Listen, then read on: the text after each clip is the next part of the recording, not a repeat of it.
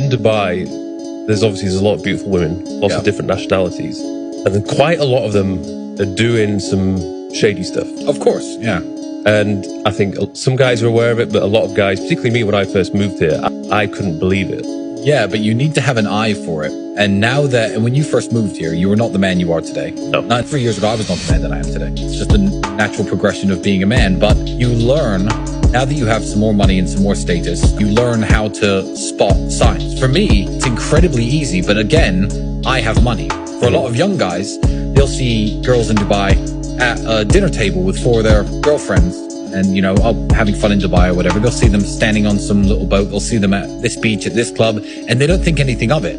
I follow the money. I add up the numbers. Girls who live luxurious lives in Dubai may well have a boyfriend or a husband. That's fine. Who's got money? But they shouldn't be messaging you if they are. If a girl's messaging you, hey, I'm single. You're like, okay, cool, you're single. And then I'll say, you know, what are you doing tonight? And they'll say, oh, I'm out for dinner. And then I see on their Instagram, it's her at Gal, and I can see the table, the physical table. And there's a steak, a lobster thermidor, and 500 grams of caviar on the table with a bottle of Dom Perignon. I'm like, okay, this girl told me that she's a makeup artist. That's $4,000. Yeah. That's how much that costs, because I know, because I spend the same money and I go to the same places. Oh, I'm just at the club with my friends. C'est la vie, 10 bottles of Dom Perignon. Okay, that's $10,000 right there. Who's paying for that if she's single? So I think following the money is the best advice I can give to people. You know, look at their Instagram and look how expensive the things that they're doing are. I'm just here with my girlfriends. They're riding those dune buggies around the desert. They're on desert safari. I'm like, okay, that's $400, $500, $600 each. What did this girl say she did? Waitress in Italy?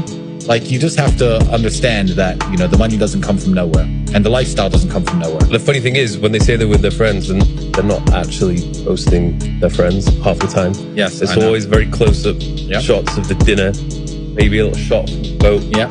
And by all means, and there's nothing wrong with having a man take you on an expensive dinner. There really isn't.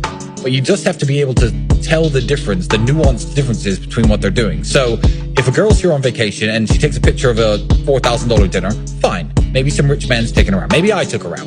Who knows? And she's posting this on her Instagram story when I'm in the bathroom. I don't know. I don't care. But if she says I'm out for dinner with friends and it's a waiter taking a picture of 4 girls, her and her 4 girlfriends who live in, I don't know, Spain, sitting at the Burj Al Arab with $11,000 worth of food on the table, I'm like, okay, somebody has said, go downstairs and eat what you want, and you 4 girls come up to the penthouse afterwards, wink, wink. That's what's happened here. And you need to be able to see those things, because you have to understand the culture of how some people live in any city in the world that has money, and the culture of the women who come here. But if you don't have an eye for it, you can very easily fall into traps.